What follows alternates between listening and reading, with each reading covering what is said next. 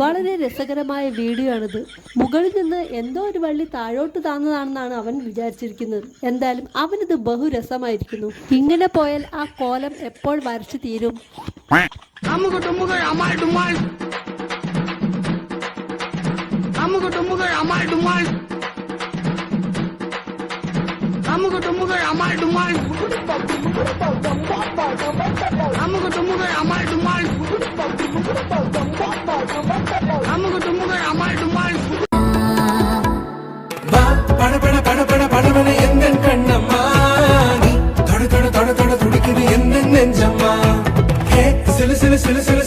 கொஞ்சம் செல்லம்மா சட சட சட சட மழையன வந்தேன் கண்ணம்மா